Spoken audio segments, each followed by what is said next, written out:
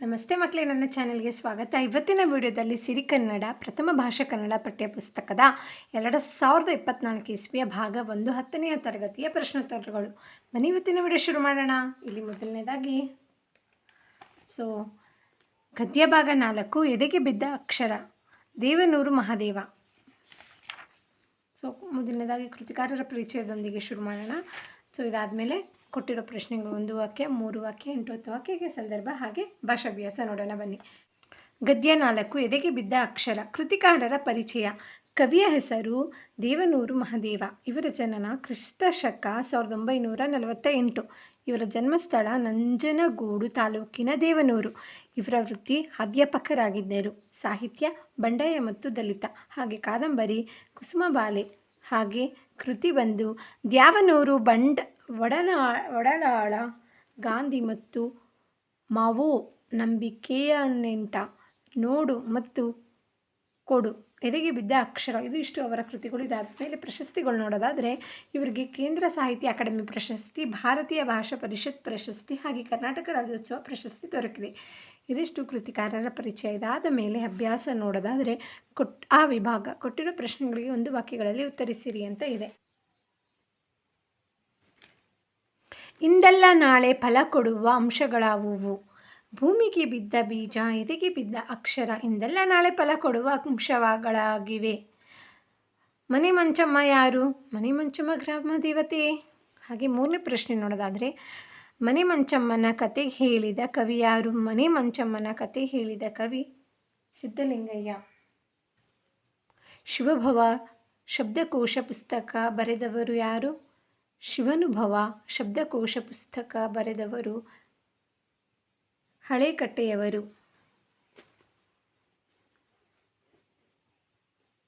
5ನೇ ಪ್ರಶ್ನೆ ವಚನಕಾರರಿಗೆ ಯಾವುದು ದೇವರಾಗಿತ್ತು? ವಚನಕಾರರಿಗೆ ಅವರವರ ಪ್ರಜ್ಞೆ ದೇವರಾಗಿತ್ತು.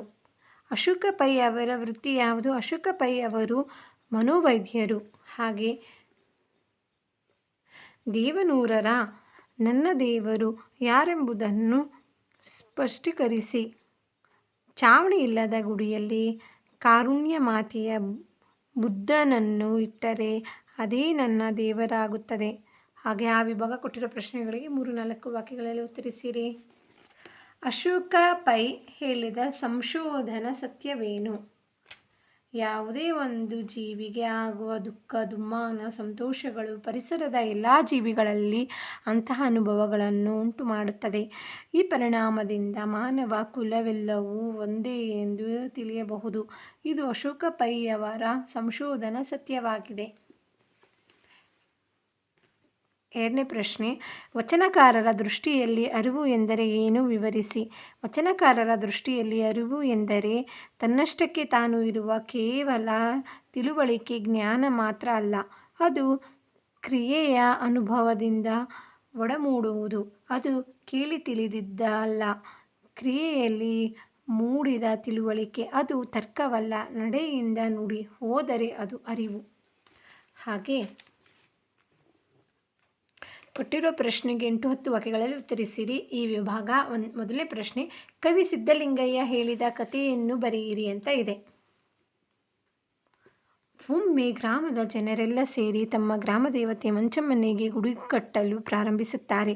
ಗುಡಿ ಕಟ್ಟಡ ಚಾವಣಿ ಮಟ್ಟಕ್ಕೆ ಬಂದಾಗ ಒಬ್ಬನ ಮೈಮೇಲೆ ಆ ಮಂಚಮ್ಮ ಆವಾಹಿಸಿಕೊಂಡು ಬಂದು ನಿಲ್ಲಿಸಿ, ನನ್ನ ಮಕ್ಕಳ ಎಂದು ಅಬ್ಬರಿಸಿ, ಏನ್ರಯ್ಯ ಏನು ಮಾಡ್ತಾ ಇದ್ದೀರಿ ಎನ್ನುತ್ತಾಳೆ.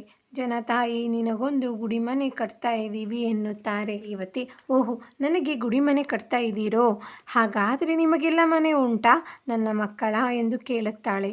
ಅಲ್ಲಿ ಇದ್ದವನೊಬ್ಬನು, ನನಗಿಲ್ಲ ತಾಯಿ ಎನ್ನುತ್ತಾನೆ. ದೇವತೆ, ಹಾಗಾದರೆ ಎಲ್ಲರಿಗೂ ಮನೆ ಆಗುವವರೆಗೂ ನನಗೂ ಮನೆ ಬೇಡ ಎನ್ನುತ್ತಾಳೆ. ಅಂದಿನಿಂದ ಆ ದೇವತೆಗೆ ಮನೆ ಮಂಚಮ್ಮ ಎಂಬ ಹೆಸರಾಗುತ್ತದೆ. ಇಂದಿಗೂ ಚಾವಣಿ ಇಲ್ಲದ ಗುಡಿಯಲ್ಲಿ ತಾಯಿ ಮನೆ ಮಂಚಮ್ಮ ಪೂಜಿತಳಾಗಿದ್ದಾಳೆ. ಇದು ಕವಿ ಸಿದ್ಧಲಿಂಗಯ್ಯ ಅವರು ದೇವನೂರು ಮಹಾದೇವ ಅವರಿಗೆ ಹೇಳಿದ ಮನೆ ಮಂಚಮ್ಮನ ಕತೆ. ಇದಾದ ಮೇಲೆ ಈ ವಿಭಾಗ ನೋಡೋದಾದರೆ ಸಂದರ್ಭ ಸಹಿತ ಸ್ವಾರಸ್ಯವನ್ನು ವಿವರಿಸಿರಿ. 1ನೇ ಪ್ರಶ್ನೆ ಹಾಗಾದರೆ ಎಲ್ಲರಿಗೂ ಮನೆ ಆಗುವವರೆಗೂ ನನಗೂ ಮನೆ ಬೇಡ. ಆಯ್ಕೆ ಈ ವಾಕ್ಯವನ್ನು ದೇವನೂರು ಮಹಾದೇವ ಅವರು ರಚಿಸಿರುವ ಎದೆಗೆ ಬಿದ್ದ ಅಕ್ಷರ ಕೃತಿಯಿಂದ ಆಯ್ದ ಎದೆಗೆ ಬಿದ್ದ ಅಕ್ಷರ ಎಂಬ ಗದ್ಯಪಾಠದಿಂದ ಆರಿಸಲಾಗಿದೆ. ಸಂದರ್ಭ ಯಾವ ಸಂದರ್ಭದಲ್ಲಿ ಹೇಳಿದ್ರು ಹಾಗಾದರೆ? ಜನರು ಗ್ರಾಮದೇವತೆ ಮಂಚಮ್ಮನಿಗೆ ಗುಡಿ ಕಟ್ಟಲು ಪ್ರಾರಂಭಿಸಿದಾಗ ಒಬ್ಬನ ಮೈ ಮೇಲೆ ಗ್ರಾಮದೇವತೆ ಮಂಚಮ್ಮನನ್ನು ಆವಾಹಿಸಿಕೊಂಡು ಬಂದು ಜನರೊಡನೆ ಮಾತನಾಡುವ ಸಂದರ್ಭದಲ್ಲಿ ಈ ಮೇಲಿನ ಮಾತನ್ನು ಗ್ರಾಮದೇವತೆ ಮಂಚಮ್ಮ ಜನರಿಗೆ ಹೇಳುತ್ತಾಳೆ. ಯಾವ ಸಾರಸ್ಯ ಹಾಗಾದರೆ?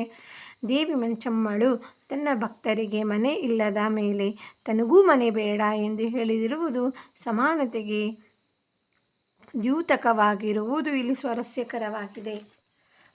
ಎರಡನೇ ಪ್ರಶ್ನೆ, ಯಾವ ಜೀವಿಯು ತನ್ನಷ್ಟಕ್ಕೆ ತಾನಿಲ್ಲ? ಆಯ್ಕೆ ಈ ವಾಕ್ಯವನ್ನು ದೇವನೂರು ಮಹಾದೇವ ಅವರು ಬರೆದಿರುವ ಎದೆಗೆ ಬಿದ್ದ ಅಕ್ಷರ ಎಂಬ ವ್ಯಾಚಾರಿಕ ಬೀಡಿ ಲೇಖಕಗಳ ಸಂಕಲನದಿಂದ ಆಯ್ದ ಎದೆಗೆ ಬಿದ್ದ ಅಕ್ಷರ ಎಂಬ ಗದ್ಯಪಾಠದಿಂದ ಆರಿಸಿಕೊಳ್ಳಲಾಗಿದೆ.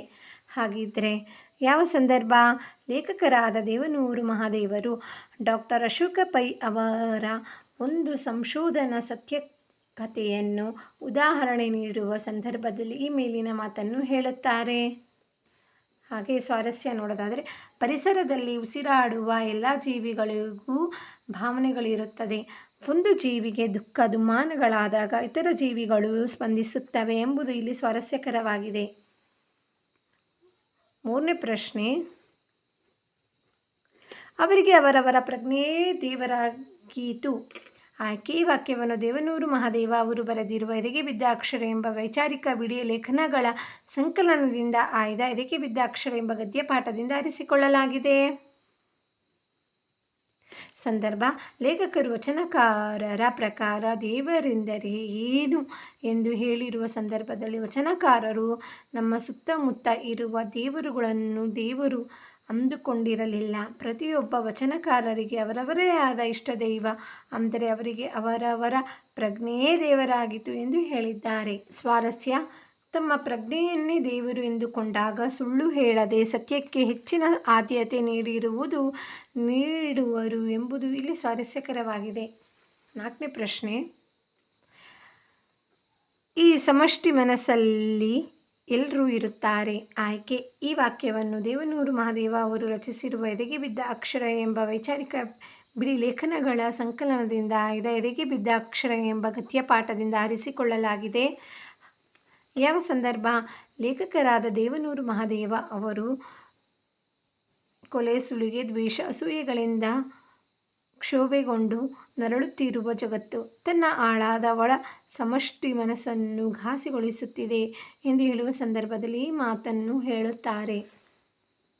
ಹಾಗಿದ್ರೆ ಸ್ವಾರಸ್ಯ, ಸಮಷ್ಟಿ ಮನಸ್ಸಿನಲ್ಲಿ ಎಲ್ಲರೂ ಇರುವುದರಿಂದ ಕಾರಣ್ಯ ಹಾಗೂ ಸರ್ವ ಸಮಾನತೆ ಮನೋಭಾವ ಮೂಡಿಸಿಕೊಂಡು ಬದುಕಬೇಕೆಂಬುದು ಈ ಮಾತಿನಲ್ಲಿ ಸ್ವಾರಸ್ಯಪೂರ್ಣವಾಗಿ ಅಭಿವ್ಯಕ್ತಗೊಂಡಿದೆ.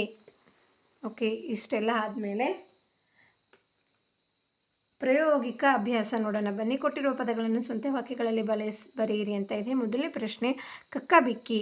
ನಾನು ಮನೆ ಹೊರಗೆ ಜಾರಿ ಬಿದ್ದಾಗ ಕಕ್ಕ ಬಿಕ್ಕಿಯಾಗಿ ಬಿಟ್ಟೆನು. ಆರಂಭಿಸು. ನಾನು ಇಂದು ಹೊಸ ಕೆಲಸವನ್ನು ಆರಂಭಿಸುತ್ತೇನೆ. ಪ್ರಯತ್ನಿಸು. ಯಶಸ್ಸು ಬೇಕಾದರೆ ನಿರಂತರ ಪ್ರಯತ್ನ ಅಗತ್ಯ. ಯಶಸ್ಸು ಬೇಕಾದರೆ ನಿರಂತರ ಪ್ರಯತ್ನ ಅಗತ್ಯ. ಘಾಸಿಗೊಳಿಸು. ಅವನ ಕೆಟ್ಟ ಮಾತು ನನಗೆ ಘಾಸಿಗೊಳಿಸಿತು. ಕೊಟ್ಟಿರುವ ಪದಗಳ ವಿರುದ್ಧಾರ್ಥಕ ಪದ ಬರೆಯಿರಿ. ಒಳಿತು ಕೆಡುಕು, ಪುಣ್ಯ ಪಾಪ, ಧರ್ಮ ಅಧರ್ಮ, ಸಮಷ್ಟಿ ವೃಷ್ಟಿ, ಬೆಳಕು ಕತ್ತಲೆ. ಹಾಗೆ ಇದೆಲ್ಲ ಆದ ನಂತರ ನಿಮ್ಗೆ ಗೊತ್ತಿರೋ ಹಾಗೆ ಇಲ್ಲಿ ನೋಡ್ಬೋದು, ಈ ವಿಭಾಗ ಕೊಟ್ಟಿರುವ ಗಾದೆಯನ್ನು ಅರ್ಥವನ್ನು ವಿವರಿಸಿ ಬರೆಯಿರಿ. 2 ಗಾದೆ ಇದೆ. ಹಾಗೆ ಕೊಟ್ಟಿರುವ ವಿಷಯಗಳನ್ನು ಕುರಿತು ಪ್ರಬಂಧ ಬರೆಯಿರಿ. ಬನ್ನಿ, ಒಂದಾದ ನಂತರ ಒಂದು ನೋಡೋಣ ಬನ್ನಿ. ಮೊದಲನೇ ಗಾದೆ, ಕಟ್ಟುವುದು ಕಠಿಣ, ಕೆಡಿಸುವುದು ಸುಲಭ.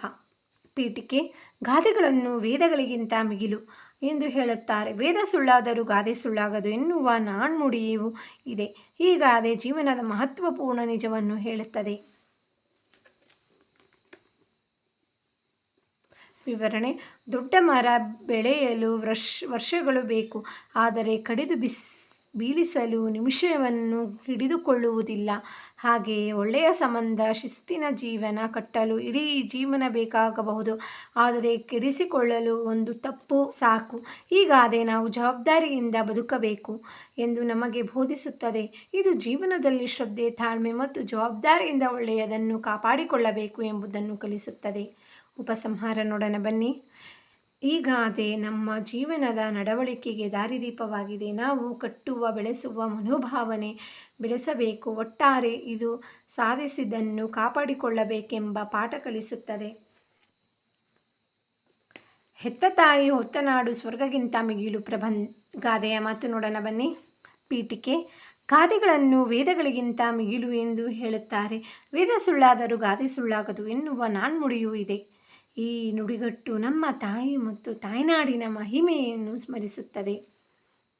ವಿವರಣೆ: ತಾಯಿಯು ತನ್ನ ಮಗುವಿಗೆ ಜೀವನವನ್ನು ಕೊಡುವ ಜೊತೆ ಪ್ರೀತಿ, ಕಾಳಜಿ ಮತ್ತು ತ್ಯಾಗದ ಮೂಲಕ ಅದನ್ನು ಸಂರಕ್ಷಿಸುತ್ತಾಳೆ. ಅಂತೆಯೇ ತಾಯ್ನಾಡು ತನ್ನ ಜನರಿಗೆ ಸಂಸ್ಕೃತಿ, ಭಾಷೆ, ಸಂಪ್ರದಾಯ ಮತ್ತು ಸ್ವಾತಂತ್ರ್ಯವನ್ನು ನೀಡಿ ಗುರುತನ್ನು ಒಡಮೂಡಿಸುತ್ತದೆ. ತಾಯಿಯ ಆದರ್ಶಗಳು ಮನೆಗೆ ಆಧಾರವಾದರೆ, ತಾಯ್ನಾಡಿನ ಮೌಲ್ಯಗಳು ಸಮಾಜದ ಆಧಾರವಾಗಿದೆ. ಈ ಎರಡು ಒಬ್ಬ ವ್ಯಕ್ತಿಯ ಜೀವನವನ್ನು ಸಾರ್ಥಕಗೊಳಿಸುತ್ತವೆ. ಇದರಿಂದ ಸ್ವರ್ಗದ ಸುಖವು ತಾಯಿ ಮತ್ತು ತಾಯ್ನಾಡಿನ ಮುಂದೆ ಕೀಳಾಗುತ್ತದೆ. ಹಾಗೆ ಉಪಸಂಹಾರ ನೋಡೋದಾದರೆ, ಉಪಸಂಹಾರ: ತಾಯಿ ಮತ್ತು ನಾಡು ನಮ್ಮ ಬದುಕಿಗೆ ಆಧಾರ. ತಾಯಿ ಮತ್ತು ನಾಡು ನಮ್ಮ ಬದುಕಿಗೆ ಆಧಾರ. ಪ್ರೇರಣೆಯ ಶಕ್ತಿ: ಇವರನ್ನು ಗೌರವಿಸುವುದು ನಿಜವಾದ ಧರ್ಮ. ಪ್ರೇರಣೆಯ ಶಕ್ತಿ: ಇವರನ್ನು ಗೌರವಿಸುವುದು ನಿಜವಾದ ಧರ್ಮ, ನಿಜವಾದ ದೇಶಭಕ್ತಿ. ಇದು ಗಾದೆಯಾಗಿದೆ. ಹೆತ್ತ ತಾಯಿ ಹೊತ್ತ ನಾಡು ಸ್ವರ್ಗಕ್ಕಿಂತ ಮಿಗಿಲು. ಗ್ರಾಮ ಸ್ವರಾಜ್ಯ ಪ್ರಬಂಧ. ಮೊದಲನೇದಾಗಿ ಪೀಠಿಕೆ ನೋಡೋಣ ಬನ್ನಿ. ಗ್ರಾಮ ಸ್ವರಾಜ್ಯ ಎಂಬ ಪರಿಕಲ್ಪನೆಯನ್ನು ಮಹಾತ್ಮ ಗಾಂಧೀಜಿ ಭಾರತದ ಸ್ವಾತಂತ್ರ್ಯ ಸಂದರ್ಭದಲ್ಲಿ ಪ್ರತಿಪಾದಿಸಿದರು. ಇದು ಗ್ರಾಮೀಣ ಭಾರತದ ಸ್ವಾವಲಂಬನೆ ಮತ್ತು ಸ್ವಯಂ ಆಡಳಿತದ ಆದರ್ಶವನ್ನು ಒತ್ತಿ ಹೇಳುವ ಒಂದು ದೃಷ್ಟಿಕೋನವಾಗಿದೆ. ಪ್ರತಿಯೊಂದು ಗ್ರಾಮವು ಸ್ವಾವಲಂಬಿಯಾಗಬೇಕು. ಈ ಸಂಕಲ್ಪವೇ ಗ್ರಾಮ ಸ್ವರಾಜ್ಯ ಎಂಬ ಮಹತ್ವದ ಅಂಶವನ್ನು ಹೊರಹಾಕಿತು. ವಿವರಣೆ: ಗ್ರಾಮ ಸ್ವರಾಜ್ಯ ಅರ್ಥ: ಸ್ವರಾಜ್ಯ ಅಂದರೆ ಸ್ವತಂತ್ರ ಆಡಳಿತ. ಗ್ರಾಮ ಸ್ವರಾಜ್ಯ ಅಂದರೆ ಗ್ರಾಮಸ್ಥರೇ ತಮ್ಮ ಗ್ರಾಮವನ್ನು ಆಡಳಿತದ ಮೂಲಕ ಅಭಿವೃದ್ಧಿಪಡಿಸುವುದು. ಹಾಗೆ ಎರಡನೇದಾಗಿ ಮಹಾತ್ಮ ಗಾಂಧಿಯವರ ದೃಷ್ಟಿಕೋನ: ಪ್ರತಿಯೊಂದು ಗ್ರಾಮವು ವಿದ್ಯೆ, ಆರೋಗ್ಯ, ಸ್ವಚ್ಛತೆ, ಉದ್ಯೋಗದ ಮೂಲಕ ಸ್ವಾವಲಂಬಿಯಾಗಬೇಕು. ಗಾಂಧೀಜಿಯ ಗ್ರಾಮ ರಾಜಕೀಯ ಮಾದರಿ ಸುಸೂತ್ರವಾದ ಪ್ರಜಾಪ್ರಭುತ್ವದ ಆಧಾರಿತ ವ್ಯವಸ್ಥೆ. ಹಾಗೆ ಮೂರನೇದಾಗಿ ಗ್ರಾಮ ಪಂಚಾಯತ್ಗಳ ಪಾತ್ರ. ಗ್ರಾಮ ಅಭಿವೃದ್ಧಿಗೆ ಗ್ರಾಮ ಪಂಚಾಯತ್ಗಳು ಪ್ರಮುಖ ಪಾತ್ರ ವಹಿಸುತ್ತವೆ. ಗ್ರಾಮೀಣ ರಸ್ತೆ, ನೀರಿನ ಸರಬರಾಜು, ವಿದ್ಯುತ್, ಆರೋಗ್ಯ ಕೇಂದ್ರ ಇತ್ಯಾದಿಗಳ ನಿರ್ವಹಣೆ. ಇದಾದಮೇಲೆ ನಾಲ್ಕನೇದಾಗಿ ಶಿಕ್ಷಣ ಮತ್ತು ಆರೋಗ್ಯ. ಗ್ರಾಮೀಣ ಪ್ರಗತಿಗೆ ಪ್ರಾಥಮಿಕ ಶಿಕ್ಷಣ ಅಗತ್ಯ. ಆರೋಗ್ಯ ಕೇಂದ್ರಗಳ ಸುಧಾರಣೆ, ಜನರಲ್ಲಿ ಜಾಗೃತಿ ಅಗತ್ಯ. ಆರ್ಥಿಕ ಸ್ವಾವಲಂಬನೆ. ಕೃಷಿ, ಹಸ್ತಕಲೆ, ಕೈಗಾರಿಕೆಗಳು ಗ್ರಾಮೀಣ ಉದ್ಯೋಗಕ್ಕೆ ನೆರವಾಗುತ್ತವೆ. ಉದ್ಯೋಗ, ಸ್ವಸಹಾಯ ಸಂಘಗಳ ಮೂಲಕ ಆರ್ಥಿಕ ಪ್ರಗತಿ. ಹಾಗೆ ಕೊನೆಯದಾಗಿ ನಾವು ಉಪಸಂಹಾರಕ್ಕೆ ಬಂದುಬಿಟ್ಟಿದ್ದೀವಿ. ಗ್ರಾಮಗಳ ಅಭಿವೃದ್ಧಿ ಇಲ್ಲದೆ ರಾಷ್ಟ್ರದ ಸಮಗ್ರ ಅಭಿವೃದ್ಧಿ ಸಾಧ್ಯವಿಲ್ಲ. ನಾವೆಲ್ಲರೂ ಗ್ರಾಮ ಸ್ವರಾಜ್ಯದ ಕನಸು ಸಾಕಾರಗೊಳಿಸಲು ಜವಾಬ್ದಾರಿಯಿಂದ ನಡೆದುಕೊಳ್ಳೋಣ. ತ್ಯಾಜ್ಯ ವಸ್ತು ನಿರ್ವಹಣೆ ಪ್ರಬಂಧ. ಪೀಠಿಕೆ: ನವೀನತೆಯ ಯುಗದಲ್ಲಿ ಮಾನವರು ಹೆಚ್ಚು ವಸ್ತುಗಳನ್ನು ಬಳಸುತ್ತಿದ್ದಾರೆ. ಇದರಿಂದ ಪ್ರತಿದಿನವೂ ಅಪಾರ ಪ್ರಮಾಣದಲ್ಲಿ ತ್ಯಾಜ್ಯ ಉತ್ಪತ್ತಿಯಾಗುತ್ತಿದೆ. ತ್ಯಾಜ್ಯವನ್ನು ಸರಿಯಾದ ರೀತಿಯಲ್ಲಿ ನಿರ್ವಹಿಸದಿದ್ದರೆ ಪರಿಸರದ ಮೇಲೆ ಭಾರಿ ದುಷ್ಪರಿಣಾಮ ಉಂಟಾಗುತ್ತದೆ. ಆದ್ದರಿಂದ ತ್ಯಾಜ್ಯ ವಸ್ತು ನಿರ್ವಹಣೆ ಅತ್ಯಂತ ಅಗತ್ಯ. ವಿವರಣೆ: ತ್ಯಾಜ್ಯ ವಸ್ತು ಎಂದರೆ ಏನು? ಬಳಕೆ ನಂತರ ಬೀಸಲ್ಪಡಿಸುವ ವಸ್ತುಗಳು, ಪ್ಲಾಸ್ಟಿಕ್, ಕಾಗದ, ಅಂಗಳದ ಕಸ, ರಾಸಾಯನಿಕ ದ್ರವ್ಯಗಳು, ವೈದ್ಯಕೀಯ ತ್ಯಾಜ್ಯ ಇತ್ಯಾದಿ. ತ್ಯಾಜ್ಯದ ವಿಧಗಳು. ಜೈವ ತ್ಯಾಜ್ಯ ಅಂದರೆ ಅಂಗಳದ ಕಸ, ಆಹಾರದ ಉಳಿತ, ಎಲೆ ಮರಗಳು. ಹಾಗೆ ಅಜೈವ ತ್ಯಾಜ್ಯ ಅಂದರೆ ಪ್ಲಾಸ್ಟಿಕ್, ಗಾಜು, ಲೋಹ. ಇದಾದ ನಂತರ ಮೂರನೇದಾಗಿ ತ್ಯಾಜ್ಯ ನಿರ್ವಹಣೆಯ ಅವಶ್ಯಕತೆ.